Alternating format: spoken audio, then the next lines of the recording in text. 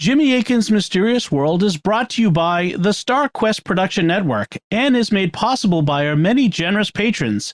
If you'd like to support the podcast, please visit sqpn.com/give.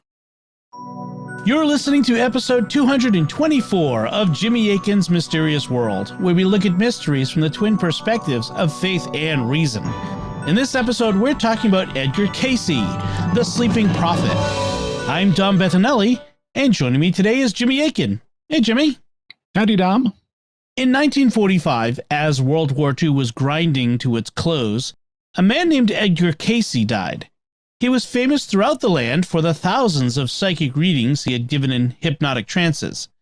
People referred to him as the sleeping prophet. His influence on alternative medicine was so great that he's been referred to as the father of holistic medicine. He's also considered one of the fathers of the New Age movement. The extensive transcripts of his psychic readings make him the most documented psychic of the 20th century, and he's arguably the most famous psychic of the 20th century, with hundreds of books having been written about him. Who was Edgar Cayce? What did his psychic readings say, and what should we make of them? That's what we'll be talking about on this episode of Jimmy Akin's Mysterious World. So, Jimmy, this is a patron episode. Yes, this patron episode was requested by Paul Leone, and Paul will be getting an extra episode for his support. Edgar Cayce is a major figure in the history of the paranormal, so there's a lot to say about him. He's got a very interesting life story, and he made a lot of claims in his readings. As a result, this will be a two-parter. Today, we'll tell you the story of Edgar Cayce's life, and next week, we'll go into analysis mode and evaluate what he said in his readings. Excellent. So, Jimmy, you have a personal connection to this story? Yeah, longtime listeners will know that when I was in my teenage years, I had a flirtation with the New Age movement. I'd been raised nominally Protestant without a strong religious background, and when I was a teen, I became a New Ager. Back then, Edgar Cayce was the person I was most influenced by. I had dozens of Edgar Cayce books, and I accepted his view of things basically without question. This was easier at the time because it was the 1970s and 1980s before some of his key prophecies were falsified. At one point, I corresponded with one of Edgar Cayce's sons, who was the head of the foundation he started. His son was impressed with the questions I asked and said he hoped we could meet the next time he was in Arkansas. However, that never happened because he died in 1982, shortly after I corresponded with him. Eventually, I started to question things, and when I was 20, I had a profound conversion to Christ and became an evangelical Protestant. And when I was 27, after a prolonged Bible study, I became Catholic, which I have been ever since. Since that was more than 27 years ago now, I've now been Catholic for the majority of my life. Excellent. So, Jimmy, who was Edgar Cayce? He was born in 1877 in Kentucky, and he passed on in 1945 at age 67, which was quite a respectable age to live to at the time. He grew up near Hopkinsville, Kentucky, near the Tennessee border, and 10 years after his death in 1955, Hopkinsville became famous for an alien encounter known as the Hopkinsville Goblins case, which is on the list of future topics for the show. Edgar was one of 6 children, and his family were farmers. They grew the dark tobacco for which Hopkinsville was famous, and like many in rural communities, his grandfather was a dowser who had success in finding underground water, and we will be talking about dowsing in future episodes. After his grandfather died, Edgar reported seeing the ghost of his grandfather on occasion. How did Edgar do in school as a boy?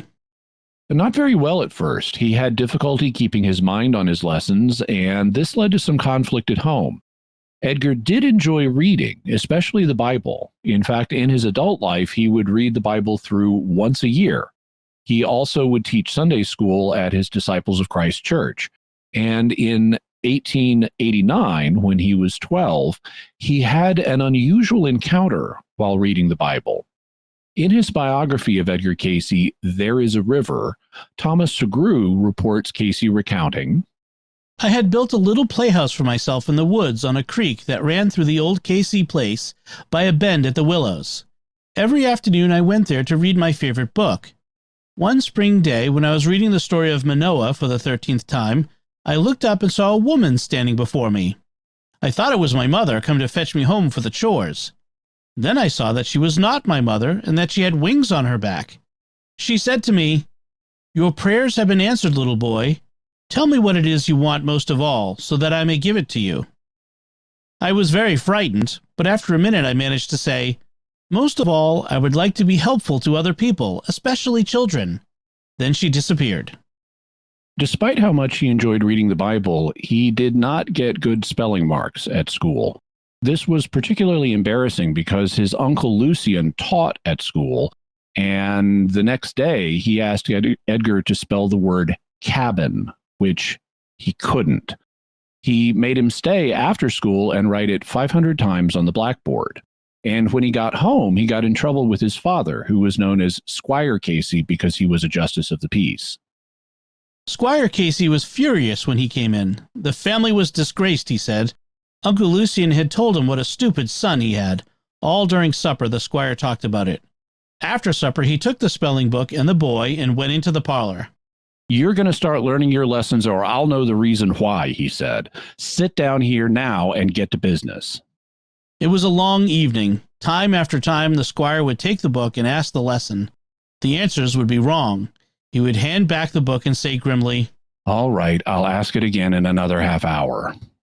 The girls and the mother went to bed. At 10 o'clock, the answers were still wrong. The squire, exasperated, slapped the boy out of his chair, then hauled him up from the floor and set him down again. "One more chance," he said. At 10:30, the answers were again wrong.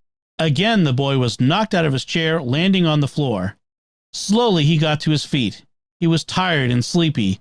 As he sat in the chair, he thought he heard something. His ears were ringing from the blow that had floored him, but he heard words inside him. It was the voice of the lady he had seen the day before.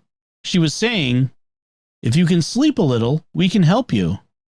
He begged his father for a rest, just for a few minutes. He would know the lesson then, he was sure. "I'm going into the kitchen," the squire said. "When I come back, I'm going to ask you that lesson once more. It's your last chance. You better know it." He went out of the room. The boy closed his spelling book, put it back of his head, curled up in the chair, and almost immediately was asleep. When the squire returned from the kitchen, he snatched the book, waking him up. "Ask me the lesson. I know it now," the boy said. The squire began. The answers came quickly, certainly. They were correct. "Ask me the next day's lesson. I'll bet I know that too," he said. The squire asked the next lesson. All the answers were correct. "Ask me anything in the book," the boy said. The squire skipped through the pages at random, asking the hardest words he saw. The answers were correct. The boy began to tell where the words occurred on the page and what the illustrations were. "There's a picture of a silo on that page. The word synthesis is just under it, synthesis. The squire closed the book and slammed it on the table. His patience was exhausted. "What kind of nonsense is this?" he roared. "You knew that lesson all the time. You knew the whole book. What's the idea? Do you want to stay where you are in school so you won't have any more studying to do? Are you as lazy as all that? Do you want to stay in the third reader all your life?" "I didn't know it until I slept on it, honest," the boy said. The squire knocked him out of the chair again. "Go to bed," he said, "before I lose my temper." The boy ran upstairs, taking his book with him. Under the covers, he prayed his thanks to the lady and hugged the speller.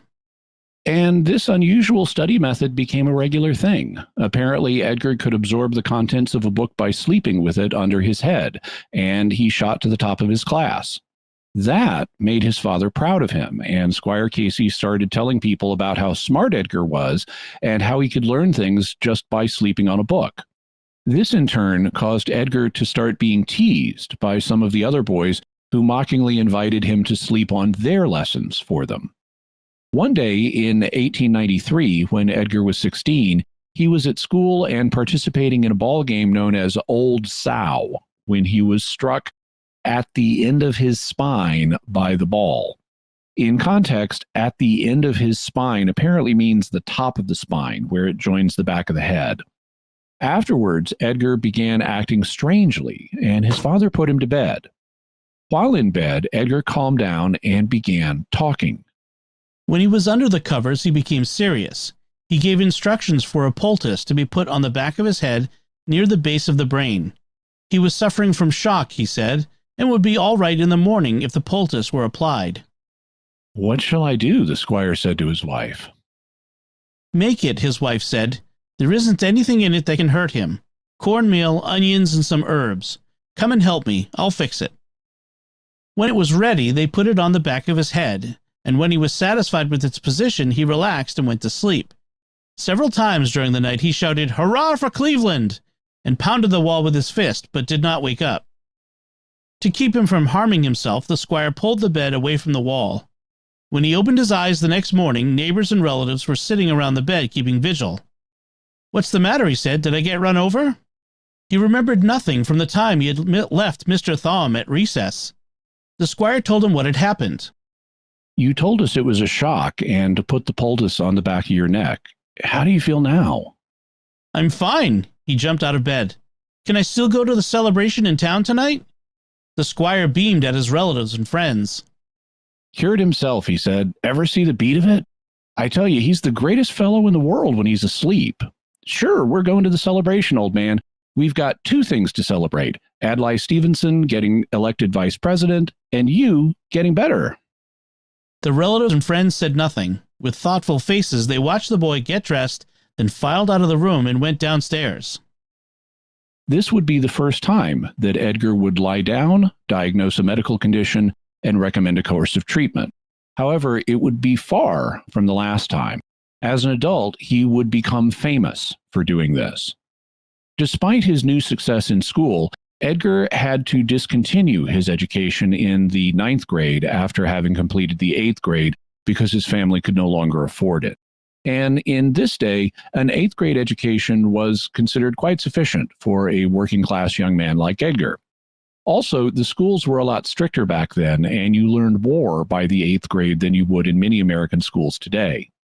Cayce worked a number of different jobs as a young man, which is quite normal, but in 1900, when he was 23, he was struck by laryngitis, and it took away his voice. He had to live with his parents for almost a year because he was unable to work. Then he became an apprentice photographer, this being a job where he wouldn't have to strain his voice much. Later, he would become a photographer in his own right. Was he able to get treatment for his laryngitis? Not at first. The local doctors and even specialists they consulted were unable to cure him. But in 1901, a traveling hypnotist was performing in Hopkinsville. At the time, hypnotism was even less well understood than today, and people attributed all kinds of impressive effects to it. The hypnotist offered to see if he could put Edgar into a trance and if that would bring his voice back. It did, but only while Edgar was under hypnosis. His voice would vanish again when he would wake up, and the hypnotist couldn't get Edgar deep enough in a trance for a post-hypnotic suggestion to take. So Cayce started working with a local hypnotist named Al Lane, and there was a repeat of when he prescribed his own cure as a child. Lane, watching, saw the breathing deepen. There was a long sigh, then the body seemed to sleep. The squire sat in a chair nearby. His wife, nervous, stood up. Lane began to talk in a low, soothing voice, suggesting that Edgar see his body and describe the trouble in the throat. He suggested that Edgar speak in a normal tone of voice. In a few minutes, Edgar began to mumble. Then he cleared his throat and began to speak in a clear, unafflicted voice. "Yes," he said, "we can see the body." "Take it down," Lane said to the squire. The squire looked at him helplessly. The nearest pencil was in the kitchen, tied to the grocery list.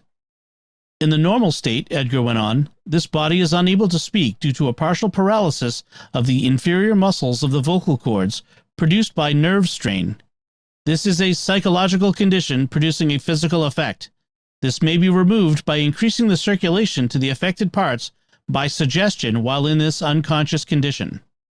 "The circulation to the affected parts will now increase," Lane said, "and the condition will be removed." Edgar was silent. They watched his throat. The squire leaned over and further loosened his son's shirt. Gradually, the upper part of the chest, then the throat, turned pink. The pink deepened to rose. The rose became a violent red. 10, 15, 20 minutes passed. Edgar cleared his throat again. It is all right now, he said. The condition is removed. Make the suggestion that the circulation return to normal, and that after that the body awaken. The circulation will return to normal, Lane said. The body will then awaken. They watched while the red faded back through rose to pink. The skin resumed its normal color. Edgar wakened, sat up, and reached for his handkerchief. He coughed and spat blood. "Hello?" he said tentatively. Then he grinned. "Hey," he said, "I can talk. I'm all right." His mother wept. His father seized his hand and shook it again and again. "Good boy, good boy, good boy," he said. It was after this that the local hypnotist, Al Lane, suggested that if Cayce could diagnose himself and recommend treatments while asleep, maybe he could do this for other people as well. And so Edgar Cayce began offering what came to be known as readings for other people. All he needed to do this was to know the name and location of the person he was supposed to diagnose. In modern terms, he did not need to be front-loaded with information about their condition. If you'd like to know more about the issue of front-loading and how it's supposed to affect psychic functioning, you can go back and listen to episodes 102 and 103, where we introduced the topic of remote viewing. In his readings, Cayce would go into a trance, which led to him being given the nickname the Sleeping Prophet. Characteristically, when he made contact with the target, he would say, "We have the body." He would then describe the person's condition and how it might be treated. He also would answer questions put to him by an assistant, and the whole thing would be transcribed, after which a letter would be sent to the person with recommendations. Initially, Cayce did this for people in his local area, but as word spread, people started writing him from distant locations and asking for readings. He also refused to take money for the readings. He was uncertain why he was able to do these things, but the thought that this might be a God-given ability made him reluctant to take money for it. How popular did the readings become? Extremely popular. By 1922, at which point he'd been doing readings for more than 20 years, it was estimated that he'd done more than 8,000 readings. But in 1923, they started to systematically record and archive the readings. And between 1923 and his death in 1945, he did between 13 and 14,000 more. The transcripts of these later readings still exist and are housed at the Association for Research and Enlightenment, an organization located in Virginia Beach, Virginia, that Cayce went on to found. Members of the organization can read them online. Some, such as the following reading, have also been published. Here is a reading from 1935 for an 18-year-old woman who had been diagnosed with intestinal fever, or what we today would call gastroenteritis or stomach flu, though some physicians at the time thought it might be malaria or something else. The woman had received a couple of readings already, but in 1935, she became deathly ill, fell into a coma, and was not expected to live through the night, leading to a request for an emergency reading being made by telephone. They did one reading in the morning and another in the afternoon. Cayce recommended several treatments in the first reading and then added further refinements in the second. Here's the second reading. Yes, we have had the body here before. As we find, conditions are still very serious. While there are those reactions that apparently make for bloating or swelling, the reactions are not bad if there is the ability to get the reaction through the alimentary canal now. We would give immediately a soda solution enema with the petrolagar enema following same. This we would repeat again in at least 5 or 6 hours if there is the response. Compound or combine this for the nausea, which will work with the system. Lime water, ½ ounce. Cinnamon water, ½ ounce. 10% solution iodide of potassium, 15 minims. 10% solution bromide of potassium, 30 minims. Shake the solution together. Give a teaspoonful in 2 teaspoonfuls of water. Let it be sipped rather than attempt to be swallowed every 2 hours. We would keep the poultice and the rub. These are the best stimulants as we find for the body in the present. Ready for questions. How much water should be used for the enema? A quart of tepid water for the first, with a level tablespoonful of baking soda. A pint of tepid water for the last, with a tablespoonful of petrolagar. Should the grape poultice be kept up constantly now? As indicated, keep it on for 2 to 3 hours, rest an hour, and then repeat again. Would a transfusion be of any benefit? We do not find it so in the present conditions. Have the suggestions been followed in the correct manner? Very good. Best they can under the conditions. Any particular kind of water the body should drink? Just the plain water, boiled. Cayce gave additional readings to recommend adjustments to the treatment as the woman's condition changed, and despite the fact the woman was not expected to live the night, she survived and improved. They later received a letter from her in which she stated, Under the care of 6 physicians, I failed to respond to their treatment and was gradually growing worse. I responded immediately to the treatments recommended in an emergency reading obtained from Edgar Cayce on September 21st, 1935.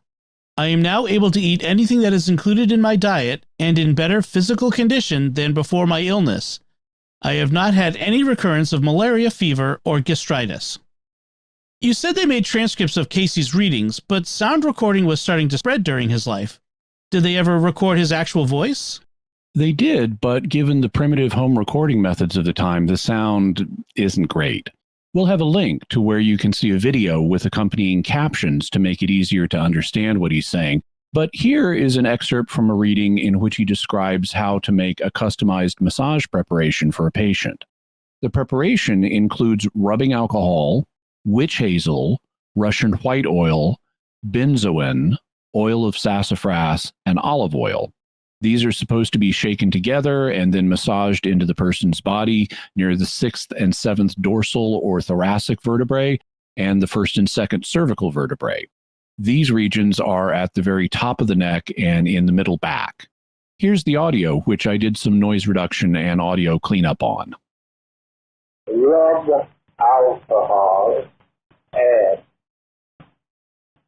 2 ounces of witch hazel, 2 ounces of Russian white oil, 1 ounce of tincture of benzoin, 1 quarter ounce of oil of sassafras, 1 quarter ounce of pure olive oil.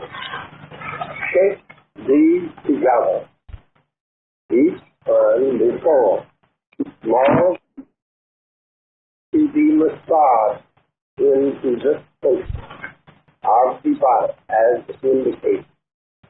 From the 6th, 7th dorsal to the 1st and 2nd cervical. So what was going on in Cayce's personal life? In 1903, he married his sweetheart, Gertrude Evans, and they had 3 children, all boys. Their first son, Hugh Lynn Cayce, came in 1907, and he was the son that I corresponded with when I was a New Ager in the late 1970s, when he would have been around 70 years old. Their second son, Milton Porter Cayce, came in 1911, and their third son, Edgar Evans Cayce, came in 1918. Did Cayce do medical readings on his family when they were sick or injured? He did, though Cayce and his wife initially didn't have full confidence in them. In 1911, when their son Milton Porter was less than 2 months old, the baby became ill. At first, he had whooping cough, which was followed by colitis. They used conventional medical treatment, but when this didn't work, he did a reading. Unfortunately, the baby was too far gone at the time and passed on. Then his wife Gertrude became seriously ill with tuberculosis, and when she didn't respond to conventional medical treatment, they did a reading, followed the advice, and she improved. In 1914, his eldest son, Hugh Lynn, was 7 years old and was playing in his father's photography studio. Boys love playing with matches, and Hugh Lynn made a big pile of photographic flash powder, set a match to it, and severely burned his eyes. Conventional treatment was of no use, and the doctors said that they needed to remove one of his eyes. Hugh Lynn begged his father to do a reading, which he did. Afterwards, the solution recommended was applied, And Hewlin reportedly said, "That must be Daddy's medicine. It doesn't hurt." and his eye and his sight were saved. You mentioned that Hugh Lynn had his accident in his father's photography studio. So he had ceased being an apprentice at this point, was working on his own? Yes, Cayce also sought to make money in other ways. In fact, he did some game design work, which is something I also did when I was younger. Cayce designed a card game called Pit. The game is based on trading commodities on the Chicago Board of Trade, which is known as the Pit. And the goal of the game is cornering the wheat market. He sold it to Parker Brothers, which promptly copyrighted it in their own name. They then refused to pay Edgar any royalties, though they did send him 12 free decks of the cards, so he didn't make any money off of it. However, despite being a card game about cornering the wheat market on the Chicago Board of Trade, the game became popular, very popular, and it's still being produced today. We'll have a link to where you can get a copy if you'd like to play. The game is reportedly quite fast-paced, and I suspect it would be especially popular on Ferenginar, where it might be used as a warm-up before aspiring young Ferengi learn to play Tango.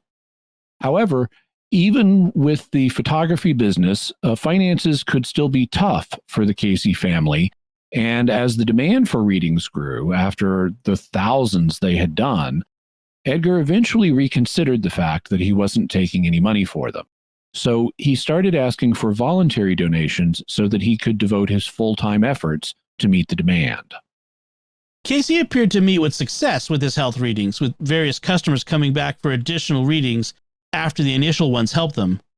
But psychic functioning is thought to be unreliable. Did Cayce ever have readings that failed? He did, though the reason for the failure was debated. After World War I ended, Cayce conceived the idea of building a hospital that would use the medical principles that were coming out in the readings, along with traditional medicine. This was in part because the readings sometimes indicated that treatments needed to be used that only a traditional medical doctor could administer. For example, a reading might say that a person losing their hearing needed surgery on a particular part of their auditory system. But because these procedures were being recommended by a psychic in a trance, many doctors were reluctant to perform them or perform them soon enough to help the patient. Cayce thus decided it would be a good idea to establish a hospital that would be staffed with doctors who were familiar with and trusted the medical procedures coming through in his health readings. Such an institution also would allow his psychic functioning to be better studied scientifically, and the principles he was getting through the readings could eventually become a part of established medicine and benefit people in general. To build and staff a hospital, he'd need a significant amount of money. How do you plan to get that? One option was through local fundraising. At one point, a group of people in Alabama was willing to get the startup money together, but the readings insisted that the hospital needed to be built in the coastal town of Virginia Beach, Virginia, not Alabama, and the backers in Alabama lost interest. On another occasion, Edgar started giving readings for a group of men who wanted to drill for oil in Texas, and they would use the proceeds to build the hospital. The readings identified a site to drill at, and the group leased the mineral rights to the land, and that's something I know something about because my siblings and I own the mineral rights to our part of the family ranch in Texas. In locations where there is a potential for oil or natural gas, even when you sell the surface rights to the land so that someone can build a house or graze cattle or whatever, you keep the mineral rights. You may, from time to time, receive inquiries from oil or natural gas companies that are interested in drilling on the land. And what happened after Cayce's business partners leased the mineral rights to the site where the reading said oil could be found? They started drilling, but there were a lot of complications and delays. They continued to do new readings to check on things like the kind of strata that they would be drilling through next. But the readings also indicated that if the people involved weren't in agreement about how the money would be used, the project would ultimately come to nothing. Sabotage started occurring repeatedly at the drill site, and this caused both delays and fostered suspicions among the partners. Some were accused of deliberately performing the sabotage to delay the project long enough for the lease on the mineral rights to expire so that they could then be snapped up and then a different constellation of players could benefit from the well. The accused replied that it wasn't them. The sabotage must be the work of outsiders who presumably had the same goal of waiting until the leases ran out. Some in Cayce's family thought that the partners might simply be after the money and didn't really plan to build a hospital, or at least not to properly fund one. Ultimately, money for the project ran out, and in the summer of 1922, they had to shut down. This represented a disappointing failure for Cayce. But in 1923, Cayce met a man who would be pivotal in his career and change the direction of his life. And I'll ask who that man is in a moment, but first, I want to thank our patrons who make this show possible, including Zoran L., Kim L., Michael S., Gwyn M., and Gary S. Their generous donations at sqpn.com/give make it possible for us to continue Jimmy Akin's Mysterious World and all the shows at StarQuest. You can join them by visiting sqpn.com/give. Jimmy Akin's Mysterious World is also brought to you by Fearvento Law PLLC, now assisting clients with expungements and set-asides of Michigan convictions. To learn more, call 231-202-3321 or go to fearventolaw.com, FIORVENTO law.com. Jimmy Akin's Mysterious World is also brought to you by DeliverContacts.com, offering contact lenses at low prices with free delivery. Visit DeliverContacts.com. So, Jimmy, who was it that Cayce met in 1923, and how did it change his life? At the time, Cayce and his family were living in Selma, Alabama. Their eldest son, Hugh Lynn, was 16 at the time and was enrolled in Selma High School, and Edgar was working his photography business. Then one day, a man from Dayton, Ohio arrived. His name was Arthur Lammers, and he wanted Edgar to do some readings for him. Thomas Segru explains, The readings were not to be for sick people. He was quite well himself, and so were the members of his family. He had other interests: philosophy, metaphysics, esoteric astrology, psychic phenomena. He asked questions Edgar did not understand. What were the mechanics of the subconscious? What was the difference between spirit and soul? What were the reasons for personality and talent? He mentioned such things as the Kabbalah, the mystery religions of Egypt and Greece, the medieval alchemists, the mystics of Tibet, yoga, Madame Blavatsky, and theosophy, the Great White Brotherhood, the etheric world. Edgar was dazed. You ought to find out about these things, Lammers said. If there's any way of finding it out, it's through you. The world is full of notions about its own beginning, its meaning, and its end. There are hundreds of philosophic and thousands of theological systems. Which are right and which are wrong? Which is the closest to the truth? What is the real nature of the soul? And what is the purpose of this experience on earth? Where do we go from here? What for? Where did we come from? What were we doing before we came here? Haven't you asked any of those questions? No, Edgar said. He couldn't think of another word to say. He didn't dare tell the truth, that he'd always considered such an idea sacrilegious, because God was revealed in the Bible, and to suppose that he could answer the mysteries of the universe would be an open invitation for Satan to speak through him. That was what he had felt. Now, as he heard Lammers speak, he knew the feeling had passed. He had not been aware of its passing, but it was gone. As Lammers tossed questions, he felt something spring up within himself, something which said, "This is the way to get the answer." I can only stay here a few days, Lammers went on, but if you will come to Dayton as my guest, I'll take a series of readings on these subjects and see what we get. And so, Cayce went up to Dayton to do readings for Lammers. In the first reading, Lammers was going to ask about his horoscope, and Edgar was concerned about what he might say in the trance. Lammers conducted the reading. When Edgar woke up, he spoke to him gravely. There is something wrong with our notion of astrology, apparently, he said. It doesn't affect us as we think it does. Edgar smiled. He was relieved. We leave out a factor that is very important, Lammers went on. What's that? Reincarnation. Edgar stared. Lammers began to laugh. You thought astrology was a fake before, he said. And now you hand out a story that's a dozen times more fantastic than the rule of the stars. You say, I've lived before on this earth. You say that this is my third appearance in this sphere, and that I still have some of the inclinations from my last life when I was a monk. Mechanically, Edgar put on his tie, fastened his cufflinks, and tied his shoelaces. Is that the stuff they believe in India? He asked. Is that reincarnation? Lammers nodded. You say, he went on, that the solar system is a cycle of experiences for the soul. It has 8 dimensions corresponding to the planets. They represent focal points for the dimensions, or environments in which the dimensions can express and materialize themselves, although materialization of each dimension is different. This is the third dimension, and it's a sort of laboratory for the whole system, because only here is free will completely dominant.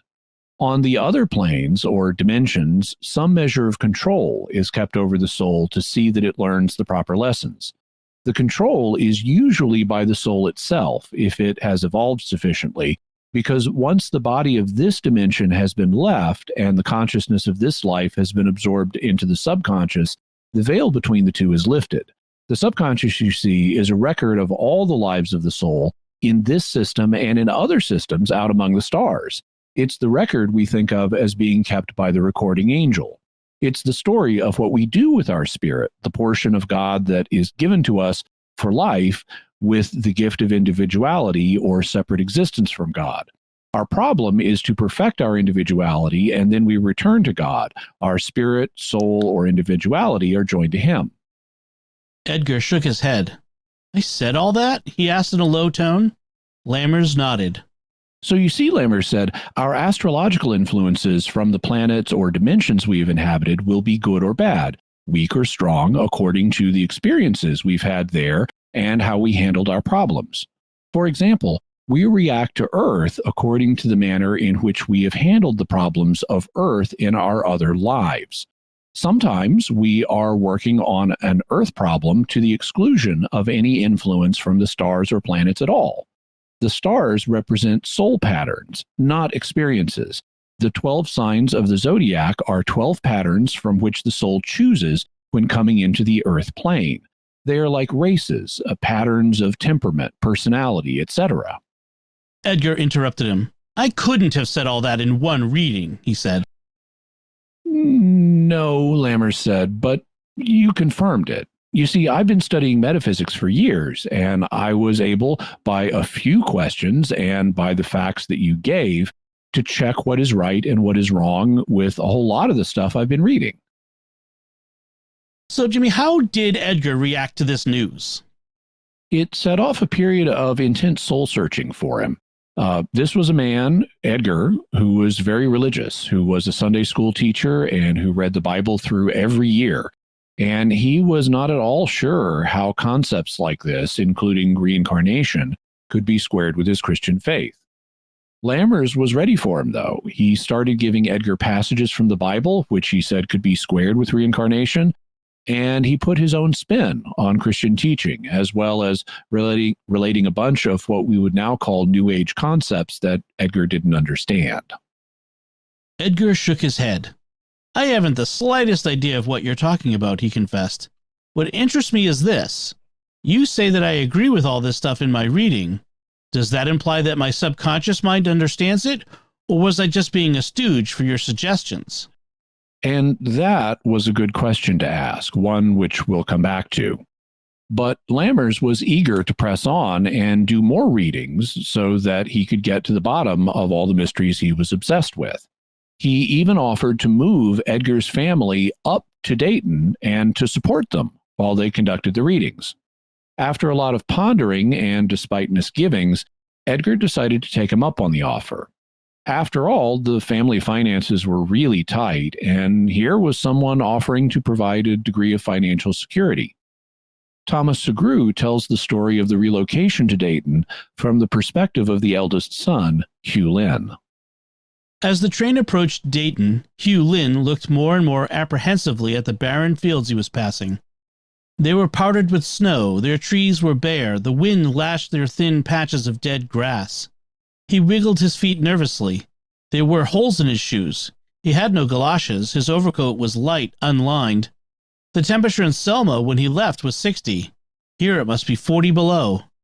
There was more than the weather to be apprehensive about. They were to live in Dayton, where the readings were to be backed by Mr. Lammers, who was rich. That was all he knew. In Selma, where he had remained with family friends in order to finish the school term, he had become embarrassed for pocket money and for such things as socks, ties, and a new pair of shoes. Finally, a few days before Christmas, the money for his transportation to Dayton arrived, just enough to get him there. What was the matter? What had happened to the rich Mr. Lammers? His family met him at the station and bustled him off to a streetcar. Finally, they got home. It was an upstairs apartment in a not too fashionable section. Then he asked point blank what the matter was. Where was Lammers with all his money? His father explained. Lammers had gotten into financial difficulties. He was enmeshed in lawsuits that kept him in Cincinnati and required his presence in court every day. All his money was tied up. He was in danger of losing his home in Dayton. He had been unable to contribute to the work since early November. Let's go back to Selma, Hughlin said. He was cold. The wind whistling against the window panes frightened him. Edgar shook his head. And the worst for Hughlin was yet to come, because then they started explaining to him about the whole reincarnation business. When they finished eating, they told him about the new type of reading. It was called a life reading, and about reincarnation. You never told me anything about that in Sunday school, Hughlin said. Is it true? Do you believe it? Is it in the Bible? He asked questions quickly to cover the feeling of bitterness and shame that was sweeping over him. It was bad enough that his father was psychic. The boys continually asked him, "What's the matter with your dad? What's that stuff he does?" But now it was worse. They weren't even to be Christians anymore. They were to be heathens. And not even rich heathens, just poor heathens, living with Yankees. I don't know whether I believe it or not, Edgar said. The readings say it's true. A lot of people believe it. It sounds logical. So even though they were going to be poor heathens living with Yankees, Edgar was not convinced of reincarnation, but he was open to it. And life readings, where Cayce went into a trance and described the previous incarnations of a person, became a significant portion of his overall work. Just as he started giving lots of health readings, once people learned he was doing those, people also started applying to him for life readings now that he had begun doing these. Did they become his most popular type of reading? No, the health readings were still dominant. Cayce remained best known as a healer. The archives have about 14,500 readings on file, and all but 1,000 of those or so date from after 1923. That was the same year they started rigorously archiving them, and the same year he met Arthur Lammers.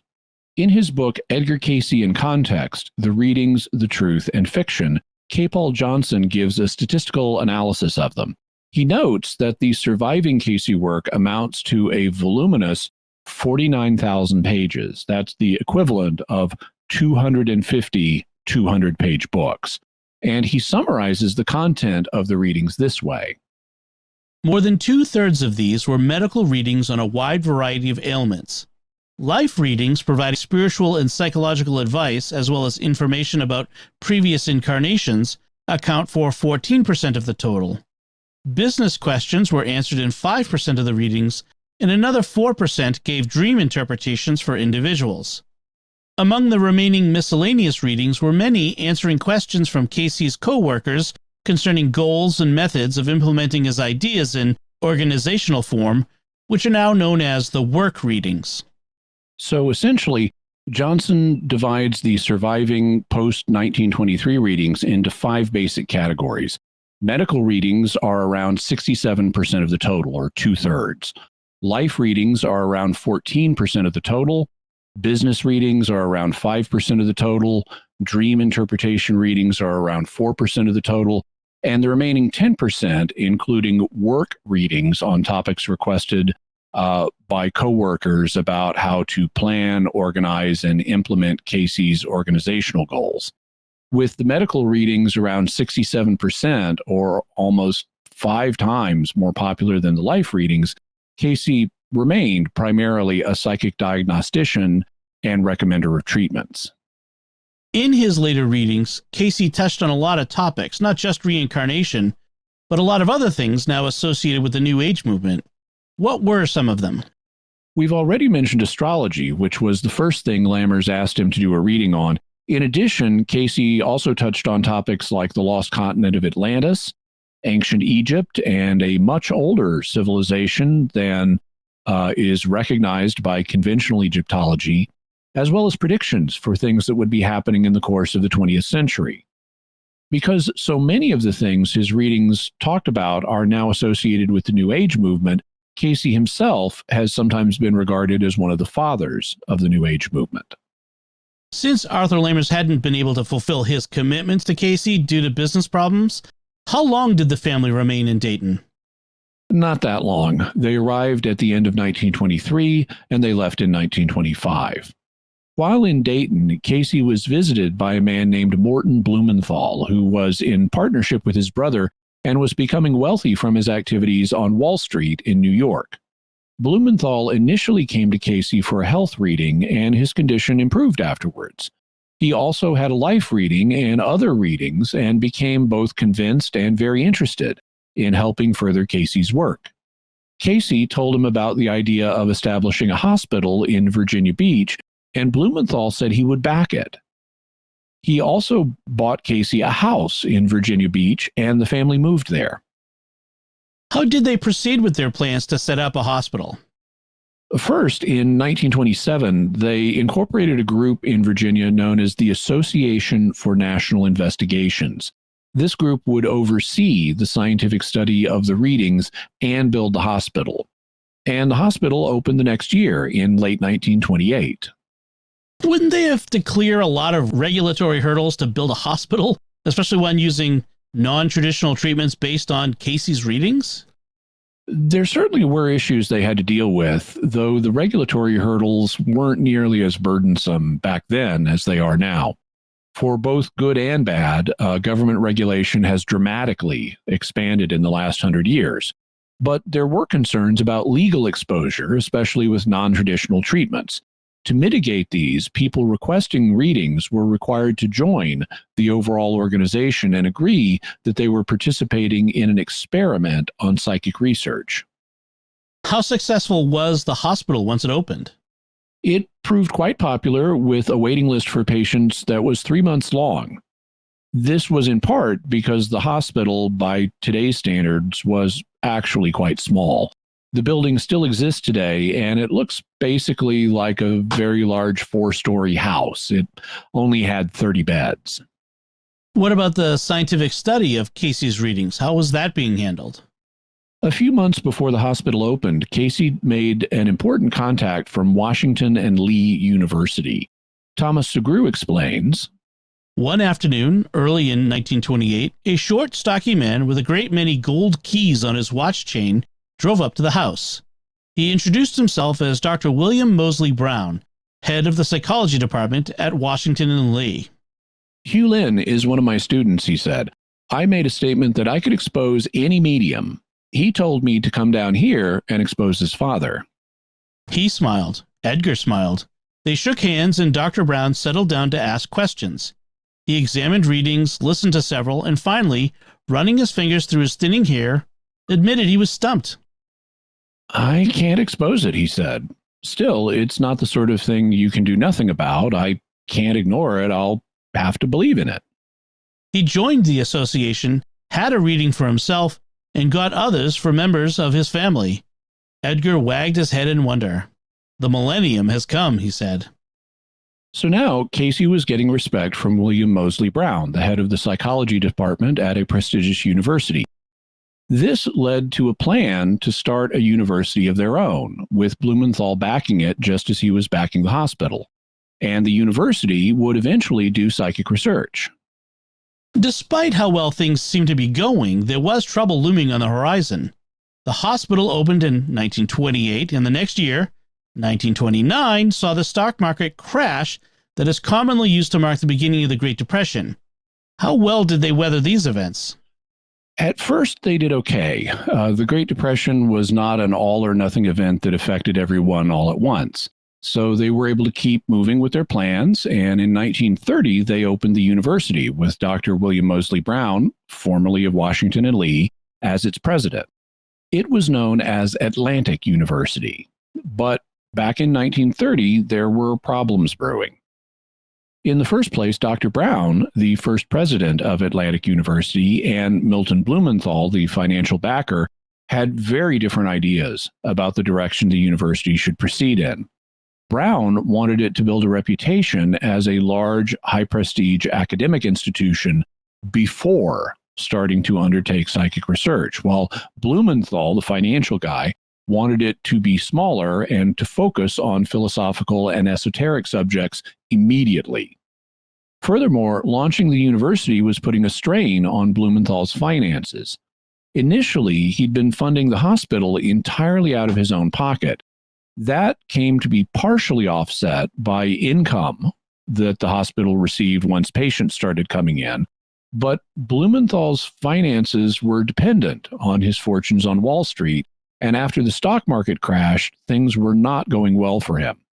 He became convinced that the hospital was being run in an economically inefficient manner and that expenses needed to be curtailed. Thomas Sugrue describes a particularly tense meeting of the board of the Association for National Investigations. When the meeting was called to order, Morton began to speak. He sketched the history of the hospital in terms of money, his money. When it was opened, it cost him $3,000 a month, or $50,000 today, after the inflation the government has caused. Gradually, this had been cut down by income from patients. During 1 month, the income from patients had matched the overhead. Now, however, the hospital owed nearly $10,000, or $170,000 today, for items of overhead.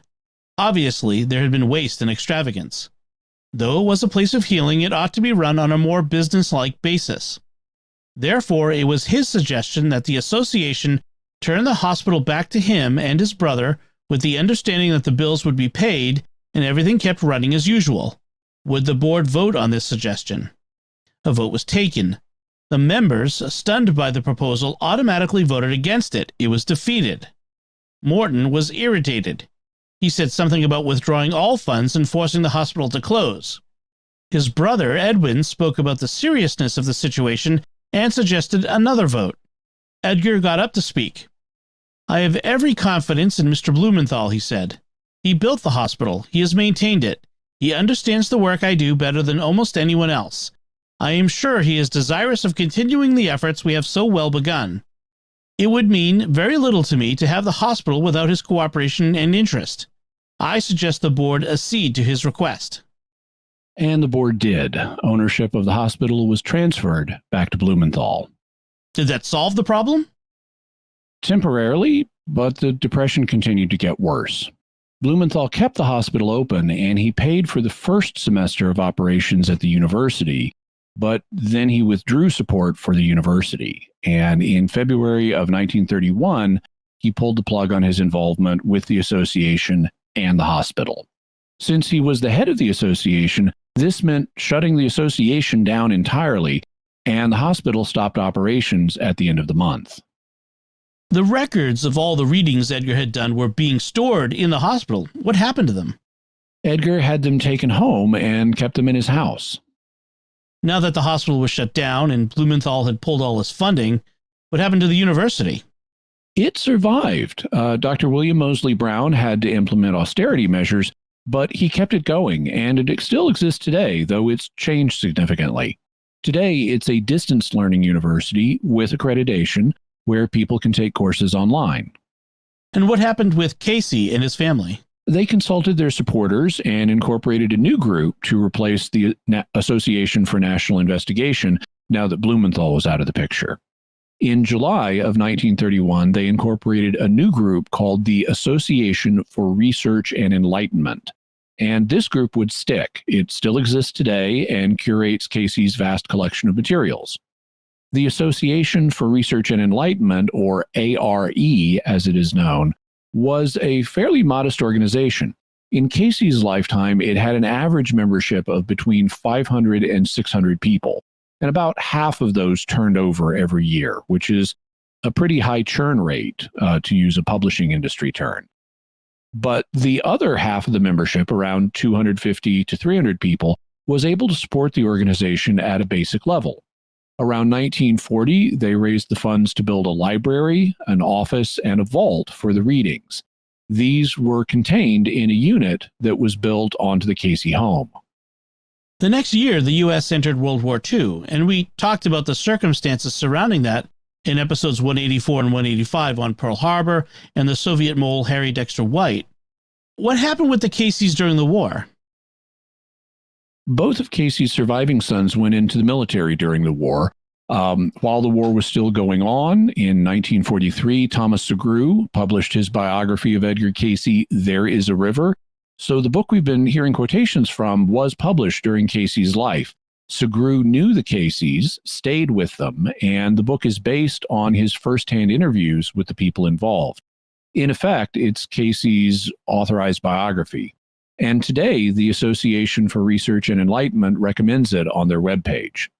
As a result of the book coming out, a lot more people became interested in Cayce, and requests for reading started pouring in. In particular, they came from people whose loved ones were fighting overseas in the war. Some of their relatives were missing in action, and they were desperate to know what was going on with them. The demand for readings grew to the point that the mailman could no longer carry all the letters to the Cayce's house, and Cayce's wife Gertrude had to go to the post office and bring them home by car. Was Cayce able to meet the demand for readings? Not really. His ideal rate of doing readings was just 2 a day, 1 in the morning and 1 in the afternoon. But during the war, he raised the number he did per day to between 4 and 6, and eventually he raised it to 8 per day, but he was unable to keep up with all the requests. In the 1-year period between June 1943 and June 1944, he gave almost 1,400 readings, and in August 1944, he collapsed. He gave his final reading on September 14th, 1944, and he gave it for himself. The key question to be answered was how he should deal with the situation. The answer that came back was that he was to stop giving readings and to go away and rest. When Gertrude asked for how long, the answer was, until he is well or dead. So he and his wife went to Roanoke in the Blue Ridge Mountains of Virginia to recuperate. Edgar got better, but then he had a stroke. He ended up passing from this life on January 3rd, 1945. What happened after he passed? Gertrude also died of cancer a few months later, but his son Hugh Lynn ran the Association for Research and Enlightenment for the next 37 years until his death in 1982. Edgar's longtime secretary, Gladys Davis, helped catalog and archive the materials that were left behind, and today, more than 90 years later, the A.R.E. continues promoting his work. It's a fairly modest organization, and since it's a nonprofit, I looked up its financial statements, which are on its website. These include a statement released by the auditors, who they have perform an independent audit each year. And both of those are good things for nonprofits to do, to both have annual independent audits and to post the financials on their website. The audit includes consolidated information about not just the A.R.E., but 2 associated organizations, the Edgar Cayce Foundation and Atlantic University. They have an endowment of about $3 million, and if you back their liabilities out of their assets, they have total net assets of about $11 million, most of which are held by the A.R.E. itself. But their liquidity is not very high. Only about $2 million are available to them within a given year, but they're doing their thing, continuing to promote the teachings of Edgar Cayce. So that does it for this week. Next week, we go into analysis mode and start evaluating Edgar Cayce and the claims about him. What theories about Edgar Cayce will we be looking at? As always, we're going to look at this mystery from both the perspectives of faith and reason. From the reason perspective, we need to consider whether there is a natural or a paranormal explanation for all this. Could Cayce's readings have been the product of his imagination? Could he have been a hoaxer? Could he have been a genuine psychic? Could the explanation be more complex than that? What does the evidence say? And what should we make of Cayce's claims from the faith perspective? All right, so as we finish up today, what further resources can we offer to the listener and viewer? We'll have a link to Thomas Agrew's book, There Is a River, also K. Paul Johnson's book, Edgar Cayce in Context, and Edgar Evans Cayce and Hugh Lynns Cayce's book, The Outer Limits of Edgar Cayce's Power. We'll also have a link to where you can purchase the Pit card game designed by Cayce.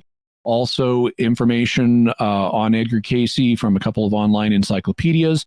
We'll have that video of the voice recording and also another Cayce voice recording, as well as information about the Pit game and Atlantic University. Excellent. So, Jimmy, what do we have for mysterious headlines this week? Well, our first headline is about a noodling Oklahoma fisherman who killed a partner to avoid being fed to Bigfoot. Noodling is a hands-on method of catching fish where you don't use a hook or line, you just grab them. And there was an Oklahoma gentleman who went noodling with a buddy, and while they were noodling the fish, he became convinced that his buddy was trying to summon Bigfoot for purposes of feeding him to Bigfoot, and he defended himself lethally. There was more going on with this guy. He also later got arrested for delivering meth to a place, and wow, it is a weird story. So you can check that out. I wonder if that's related, those two things, the delivering meth and seeing Bigfoot, imagining Bigfoot was coming. Yeah. And that you're going to be fed to Bigfoot. Yeah, possibly. On a brighter note, people will know about the recent James Webb Space Telescope and all the exciting test images that they released just to test out the systems on the satellite. Well, now that the testing has been done and has been very successful, there's serious scientific work to do. So we'll have a link to what's next for the James Webb Space Telescope, and you can check out all the different kinds of scientific studies they're going to be doing. Yeah, the first image is just fantastic. I love seeing those. It's amazing. So that's it from us this time. We would love to hear your theories about Edgar Cayce and his life. You can let us know online by visiting sqpn.com. or the Jimmy Akin's Mysterious World Facebook page, sending us an email to mysterious@sqpn.com, sending a tweet to @mys_world, join the StarQuest Discord community at sqpn.com/discord, or call our mysterious feedback line at 619-738-4515. That's 619-738-4515. And I want to say a special word of thanks to Oasis Studio 7, who do the video and animation work on Mysterious World. Be sure to check out the work that they do by going to youtube.com/Jimmy Akin, where we have the enhanced video version of Mysterious World for you. And I am trying to grow my channel. So while you're there, please do click the link to subscribe and hit the bell notification so that you'll always get a notice whenever I have a new video, whether it's Mysterious World or something else. Excellent. So, Jimmy, what's our next episode going to be about? Next week, we go into analysis mode and evaluate Edgar Cayce's readings and how they are best explained. Fantastic. Folks, be sure to get your very own Mysterious World t-shirt or mug or other items in our merchandise shop at sqpn.com/merch. You'll find links to Jimmy's resources from our discussion and links to the mysterious headlines on our show notes at mysterious.fm/224. And remember, to help us continue to produce the podcast, please visit sqpn.com/give. Jimmy Akin's Mysterious World is also brought to you in part through the generous support of our sponsors, including Aaron Ferguson Electric and Automation at aaronv.com. AARONV.com, making connections for life for your automation and smart home needs in North and Central Florida. Jimmy Akin's Mysterious World is also brought to you in part by Catechism Class, a dynamic weekly podcast journey through the Catechism of the Catholic Church by Greg and Jennifer Willits. It's the best book club, coffee talk, and faith study group all rolled into one. Find it in any podcast directory. Until next time, Jimmy Akin, thank you for exploring with us our mysterious world. Thanks, Dom. And once again, I'm Dom Bettinelli. Thank you for listening to Jimmy Akin's Mysterious World on StarQuest.